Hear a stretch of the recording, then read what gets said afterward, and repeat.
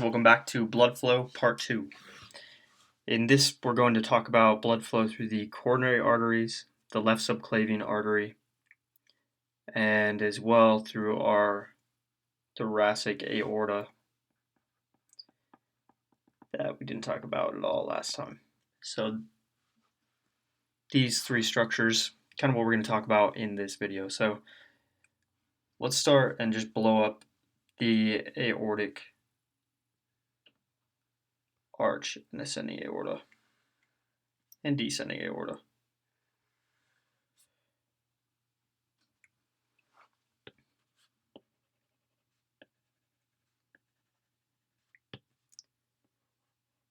So again, remember you had three branches. We won't worry too much about those, but you had brachiocephalic,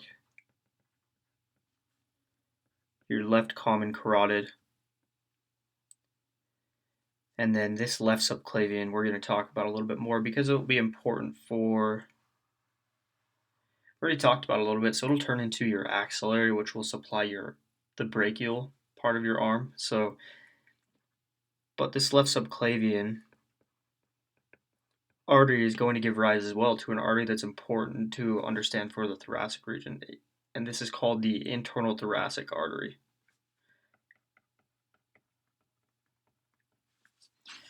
So the internal thoracic artery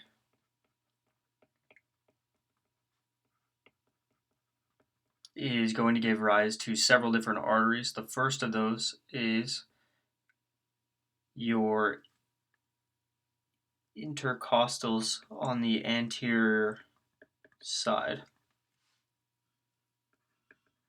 And we'll go over that in 1 second, but intercostals on the anterior chest, your intercostal arteries. These are all arteries.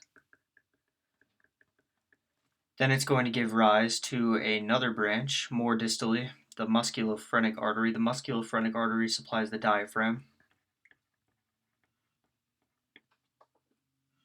with blood, and then finally it's going to continue distally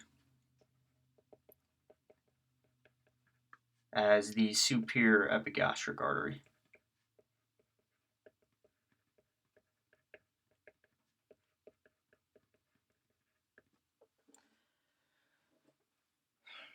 Then you have here your coronary arteries. So your left and right coronary artery, we'll do this as your right side and this as the left side. How this works is when blood is flowing through the aortic semilunar valve and it's open. So if we open up this valve and blood is flowing through, it's going to push the valve open like this. So it's up and out of the way, and it's blocking the coronary arteries as blood is flowing into the ascending aorta. But when we start to relax the ventricle, then blood will begin to backflow. So there's not enough pressure to keep it up in the aortic arch anymore, and so it will backflow.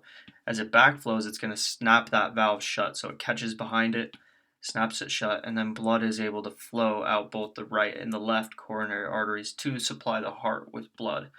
And you'll need to know the branches that come off of each of these. So you can remember the branches that come off of the right coronary artery by RPM, and then I always remember for the left coronary artery that law-abiding citizens laugh.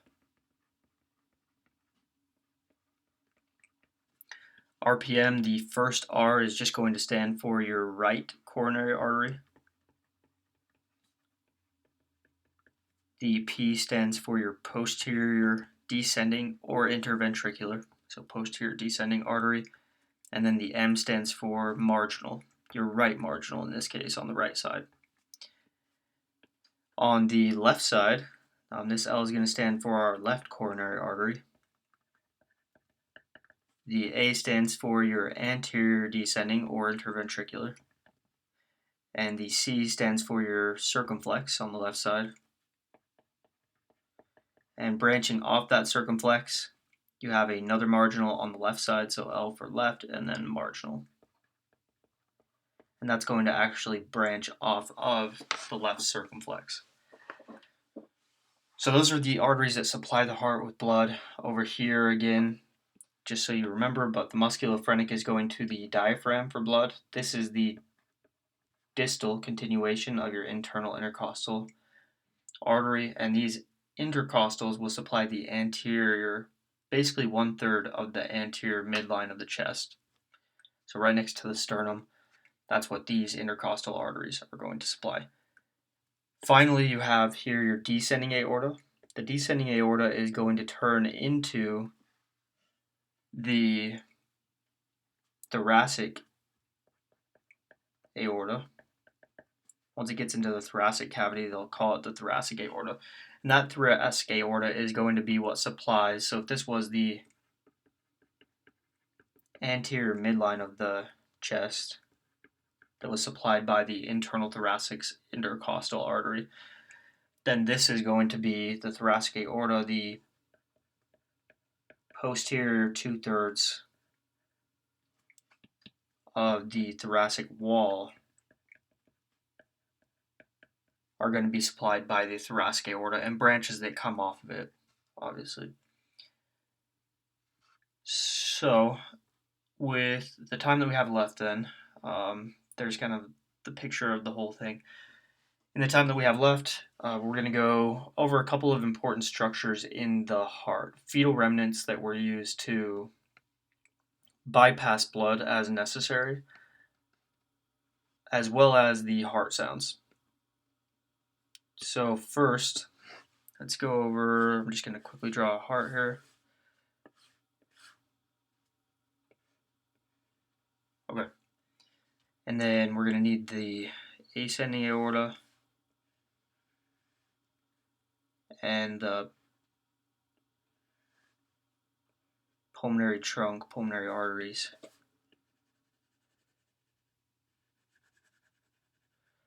Okay.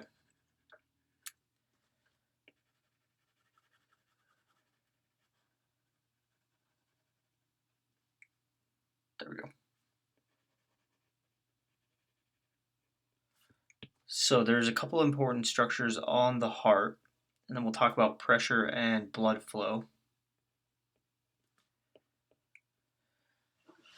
The first of these is a fetal remnant called the fossa ovalis. It's a little place right here. It's a fossa, so it's an indentation on the heart, and it actually goes across. If we were to draw a part of it here, it actually goes straight across. So there's a fossa ovalis on either side. And the fossa ovalis is a fetal remnant that used to bypass blood for the fetus. So originally, it was an opening that was for bypassing blood. You didn't want any blood getting into the lungs. You didn't need to oxygenate it. And so, and the baby's lungs, it's not breathing right now. So there wouldn't be any point to pump it into the lungs and have it sitting there as there's not pressure pushing the blood back into the heart. So it just kind of messed things up. And the fossa ovalis was originally then called the foramen ovale. And this was an opening that was meant for helping bypass blood straight from the right atria to the left atria.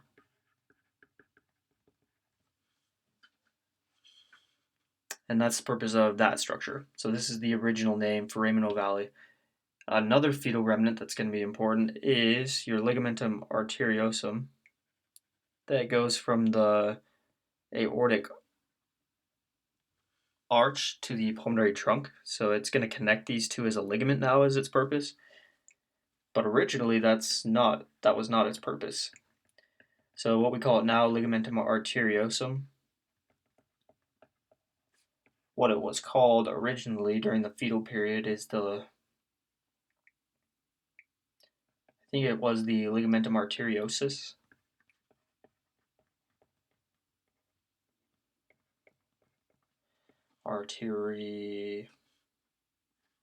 You guys get the idea. Don't think I quite spelled that right. So arteriosus. And during this period, when it was as a fetus, it was meant to also bypass blood. This time, if blood was getting out through our pulmonary trunk and it was about to go into the lungs, then it could then siphon it out and put it into the aortic arch instead. So this was a direct bypass from atria to atria. If that failed and blood did get into the ventricle and then got pumped out the pulmonary trunk, then this would hopefully catch that blood and put it into the aortic arch instead. So these two are both meant for bypassing blood. This one was from the pulmonary trunk to the aortic arch. And finally in this video then the 3 different heart sounds. The first heart sound, our first heart sound is going to be found here at the tricuspid valve and the bicuspid valve closing.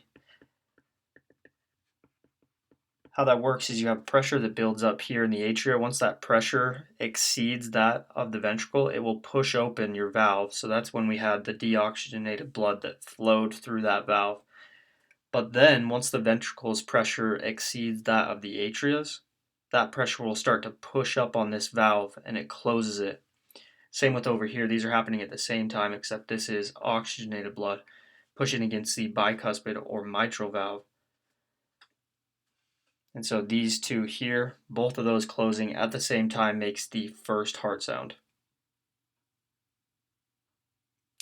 The second heart sound, once the pressure is exceeded in the ventricles that of your aortic semilunar valves, your aortic semilunar valve and your pulmonary semilunar valve, that is, once that pressure has exceeded those two valves, blood will flow out.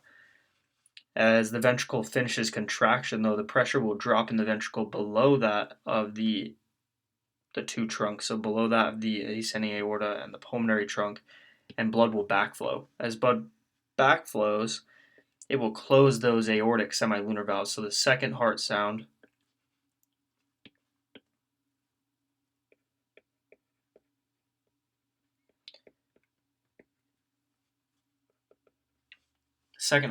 is the closing of the semilunar valves. And sometimes you'll hear talked about a third heart sound. The third heart sound is just going to be when the tricuspid and bicuspid valves first open, they drop blood into the ventricle, and that bouncing against the bottom of the ventricle here can cause a third heart sound. That one's not always heard and probably isn't super important to know, but just for your information, there is sometimes a third heart sound. That would be from blood basically slapping the bottom of the ventricle as it drops from the atria to the bottom of the ventricle. And those are some important structures. Hopefully that was helpful for blood flow and important structures of the heart, as well as the heart sounds. Thanks for watching, guys.